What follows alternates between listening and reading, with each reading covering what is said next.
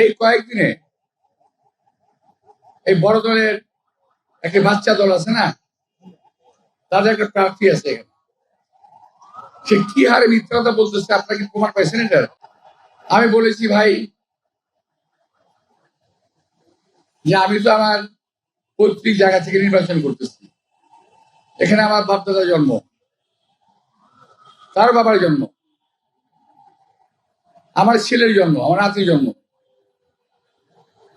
তো আমি নির্বাচন করছি এখান থেকে।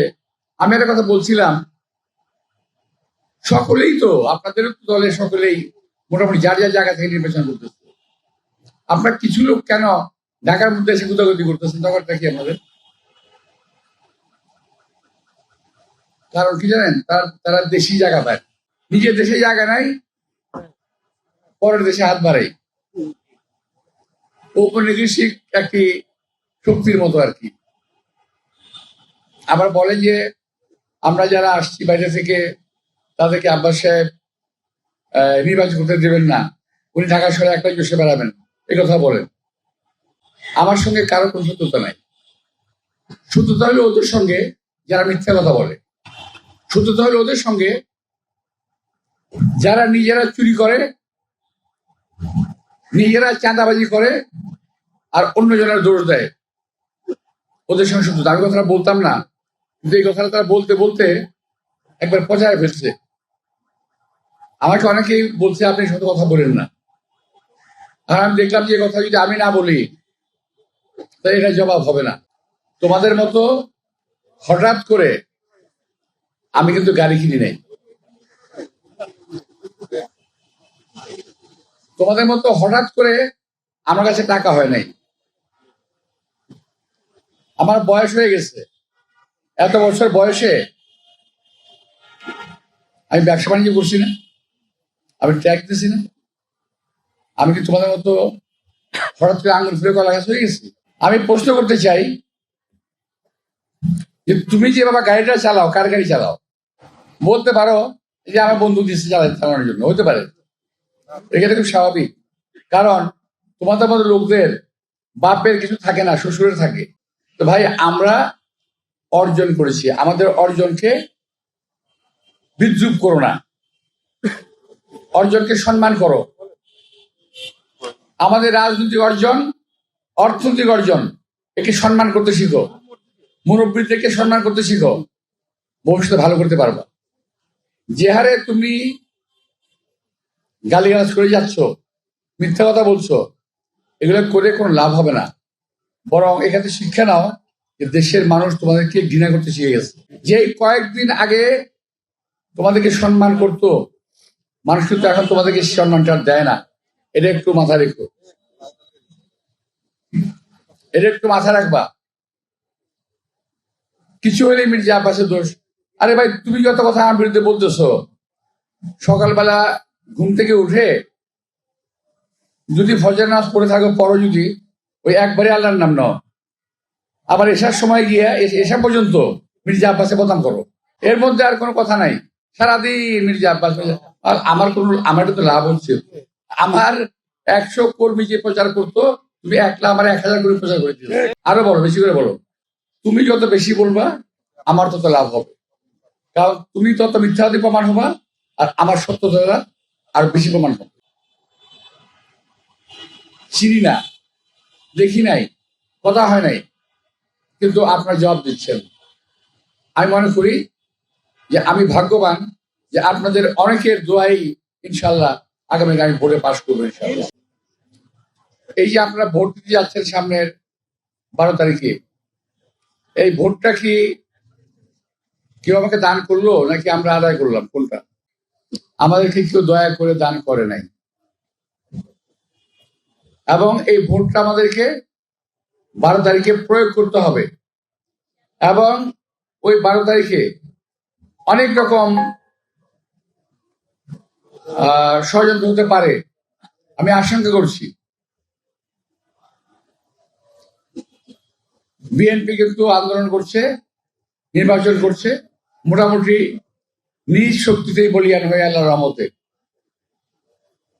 যদিও আমাদের জোট আছে, আমাদের বিভিন্ন সঙ্গী সাথী আছে, তারপরেও বিএনপি শক্তির একক।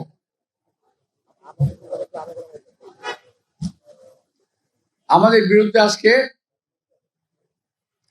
কিছু কিছু দল দাঁড়িয়েছে, যারা বিএনপি ক্ষমতায় যাওয়ার আগেই বিএনপিকে প্রোপাগান্ডার মাধ্যমে, গোয়েবলসীয় প্রচারণার মাধ্যমে বিএনপিকে এখনই দোষী সাব্যস্ত করার চেষ্টা করছে।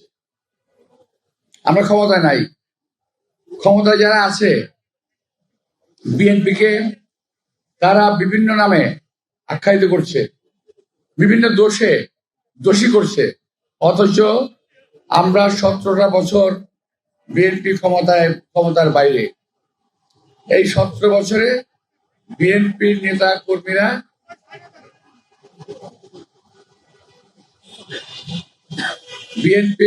কর্মীরা বাড়িতে শান্তি মতো ঘুমাতে পারে নাই। বিএনপির নেতা কর্মীদের প্রায় 5,000 গুম হয়ে গেছে, প্রায় 4,000 শাহাদাত বরণ করেছে, অর্থাৎ তাদেরকে হত্যা করা হয়েছে। এত কিছুর পরে যখন নির্বাচন আসলো, তখন কিছু দল বিএনপিকে ক্ষমতায় যাওয়ার আগেই তারা ধরে নিয়েছে বিএনপি ক্ষমতায় যাচ্ছে, সুতরাং বিএনপিকে ঠেকাও।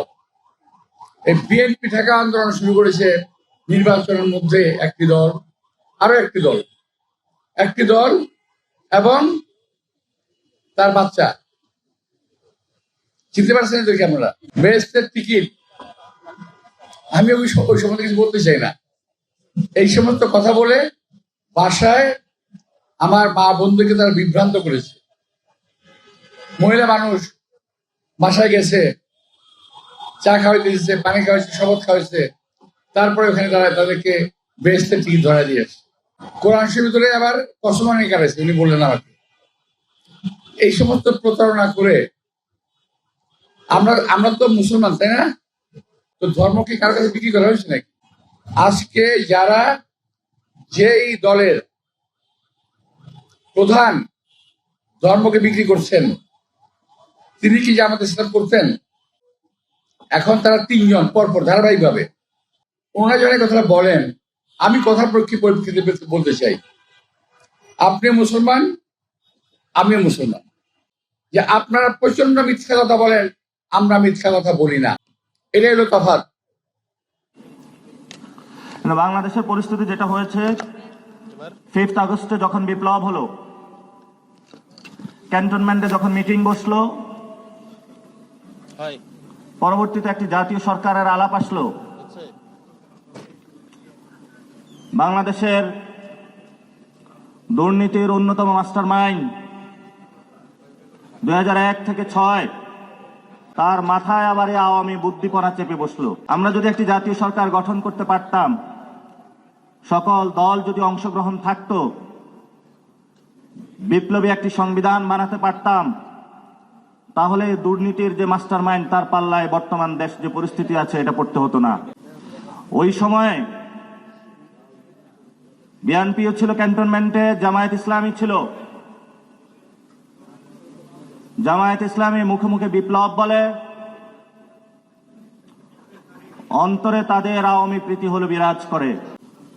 ঢাকা বিশ্ববিদ্যালয়ের মতন সেকুলার জায়গায় যখন তারা বাংলাদেশ থেকে দেখানোর চেষ্টা করেছিল যে আমরা ইনক্লুসিভ রাজনীতি করি, ছাত্ররা তাদেরকে ভোট দিয়েছিল। তারা কিছু ভালো কাজ করেছিল, তাদের রেজাল্ট তারা পেয়েছে। যখনই ডাকসু রেজাল্ট আসলো, 2 মাসের মাথায় তাদের মুখোশ উন্মোচিত হলো। এখন তারা ঢাকা বিশ্ববিদ্যালয়ের ছাত্রদের ভোট নিয়ে হেলিকপ্টারে ঘুরে ঘুরে হলো জামায়াত ইসলামের প্রোপাগান্ডা করে বেড়াচ্ছে পুরো বাংলাদেশে। এমন বিশ্ববিদ্যালয়ের প্রতিনিধি আমরা বাংলাদেশে দেখতে চাইনি। আমরা বাংলাদেশের মানুষকে বলতে চাই, 1 থেকে 6 পর্যন্ত বাংলাদেশের যে বিশৃঙ্খল পরিস্থিতি আপনারা হলো সেখানে পর্যবেক্ষণ করেছেন। তাদের ব্যর্থতার কারণে 1-11 একটি সরকার বাংলাদেশে এসেছিল, যে 1-11 সরকারের মধ্য দিয়ে 15 বছর এমন কোন বাংলাদেশে কোনো তরুণ ছাওয়াল ছিল না যাদের উপরে বাংলাদেশের কোনো জেল জুলুম নির্যাতন নেমে আসে নাই। 1 থেকে 6 ব্যর্থতার জন্য যেমন বিএনপি দায়ী, গত 15 বছরে শেখ হাসিনার এই যে দীর্ঘ শাসন, এটার পিছনে বিএনপির ব্যর্থতা অনেকাংশে বড় দায়ী। যখন আমরা বিপ্লব করলাম, বাংলাদেশকে মুক্তির জায়গা দিয়ে নতুন একটি জায়গার প্রচেষ্টা শুরু করলাম, তাদের এই ব্যর্থতার যে রং ইতিহাস, এই দীর্ঘ ইতিহাসকে তারা আবার কন্টিনিউশনের জন্য উঠে পড়ে লাগলো। তারা নতুন করে কার্ড নিয়ে আসলো, মুক্তিযুদ্ধের কার্ড। কিন্তু তাদের জীবনে মুখে শুনলাম না যে মুক্তিযুদ্ধের যে একটি সাম্য, মানবিক মর্যাদা এবং ন্যায় বিচারের রাষ্ট্র, এই 3টি শব্দ তাদের জীবনেও আমরা কোনোদিন মুখে উচ্চারিত হতে দেখি নাই। আওয়ামী লীগ মুক্তিযুদ্ধের চেতনার ব্যবসা করেছিল, এখন নতুন চেতনার ব্যবসাদার হাজির হয়েছে আমাদের সামনে। আমরা তাদের উদ্দেশ্য বলবো, বাংলাদেশে চেতনা দিয়ে পলিটিক্স হয় না। আপনারা 2001 থেকে 2006 পর্যন্ত জামায়াত ইসলামী সহ প্রত্যেকটা সেক্টরে বাংলাদেশে দুর্নীতি করেছেন, আর এখন নতুন করে প্ল্যাটফর্ম গিয়েছেন যে তুমি ইসলাম নিয়ে অর্ধেক, আমি অর্ধেক।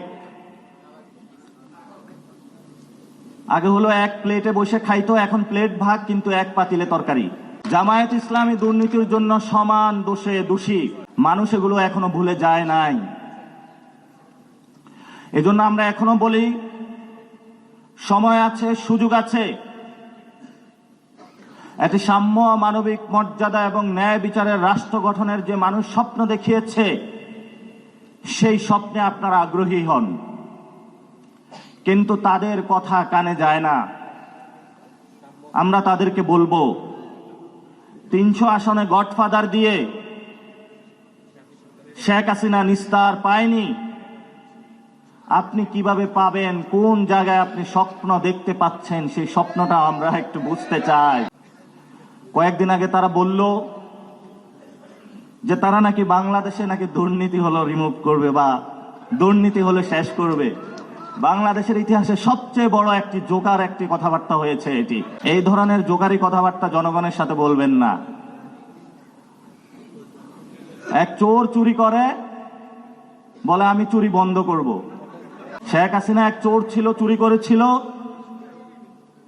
এই চোরের সম্পদগুলো রাষ্ট্রীয় কোষাগারে জমা না দিয়ে দিন দুপুরে ডাকাতদের মতো হায়ানার উল্লাস করে পুরো বাংলাদেশে 300 গডফাদার দিয়ে তারা মানুষের সম্পদগুলো রাষ্ট্রীয় কোষাগারে জমা না দিয়ে জনগণকে এখন ভোট ব্যাংক কেনার ধান্দায় তারা মানুষকে প্রতারিত করার জন্য প্রচেষ্টা চালাচ্ছে। আমরা বলবো, শেখ হাসিনা যেগুলো চুরি করেছে, এক চোর চুরি করেছে মানুষ থেকে, আরেক চোর গিয়ে তাদের থেকে চুরি করেছে, এটা তো আরো বড় চোর। এই চোরদের থেকে সম্পদ উদ্ধার করে আমাদেরকে রাষ্ট্রীয় কোষাগারে জমা দিতে হবে। আর এই জন্য বাংলাদেশের যুব সমাজ রয়েছে, ছাত্র শক্তি, যুব শক্তি, তাদেরকে কঠিন ভূমিকায় অবতীর্ণ হতে হবে। আমাদেরকে ভয় দেখানোর প্রচেষ্টা করা হয়। ভয়টা বাংলাদেশ থেকে দেখায় না, লন্ডন থেকে দেখায়। আমরা কি অনলাইনে কাউরে ভয় পাই? বাস্তবে কাউকে পাই না, অনলাইনে ভয় দেখায়। আরেক দল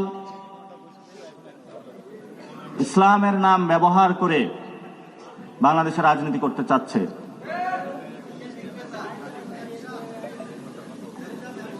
আগে ধর্ম ব্যবসায়ীদের দেখতাম এক রূপে, এখন নব্বর ব্যবসায়ীরা অবতীর্ণ হয়েছে মাঠে। তাদেরও দেখলাম আবার বড় বড় কথা বলতে। তাদের যে প্রার্থী তালিকা অতীতে ঘোষণা হয়েছিল, সাংবাদিক ভাইরা একটু খোঁজ নেবেন, ওই সময় তো জামায়াত ইসলামী নামটাই ছিল না, তাদের প্রার্থী তালিকা দিয়েছিল জাতীয়তাবাদী রাজনীতির আন্ডারে। তারা ধানে ইলেকশন করেছিল। এই গণ অভ্যুত্থানের পরে জামায়াত ইসলামী, বিএনপি গণ অভ্যুত্থানের নেতাদের সিটের আসনের লোভ দেখিয়ে কিনতে চেয়েছিল না। আমরা বলেছিলাম 90-এর ছাত্র নেতারা বিক্রি হয়েছে, 24-এর কোন ছাত্র নেতা ইনশাল্লাহ বিক্রি হবে না, হবে না, হবে না, হবে না। মরে যাবে আত্মমর্যাদার প্রশ্নে আমরা এক বিন্দু ইনশাল্লাহ ছাড় দিব না, দিব না ইনশাল্লাহ। শহীদের রক্তের সাথে বেইমানি করার জন্য পলিটিক্সে নামি নাই। আমরা কোনো চেতনা ব্যবসা করতে চাই না। আমাদের অনেকে জিজ্ঞাসা করে যে তোমাদের তাহলে আদর্শ কি? তরুণ সমাজ শক্ত রকমের লাল পতাকার দুই একটা সিটের বিনিময়ে যারা বিক্রি হতে চায়, এই ধরনের বামও হতে চায় না। ধর্মকে ব্যবহার করে যারা প্রতিনিয়ত বাংলাদেশকে ধর্মকে বিপন্ন করছে, এই ধরনের ধর্ম ব্যবসায়ী হতে চায় না। ন্যাশনালিস্ট ফোর্স বলে যারা আন্ডারে কভারে ভারতের সাথে আতাত করছে, ইন্ডিয়ার সাথে আতাত করে আওয়ামী লীগের সাথে আতাত করছে, আমরা এই ধরনের ন্যাশনালিস্ট ফোর্সও হতে চাই না। তাহলে আমরা কেমন রাজনীতি করতে চাই? আমরা আপনাদের এত আদর্শ বুঝি না? কোথায় আমরা মস্কো যাব, কোথায় লাল পতাকা উড়াবো, কোথায় সাদা পতাকা উড়াবো, কোথায় আমরা সৌদি আরব যাব? আমাদের একটাই যাবো, আমাদের তরুণ সমাজের চাকরি চাই। এটাই আমাদের একমাত্র আদর্শ এই মুহূর্তে বাংলাদেশে।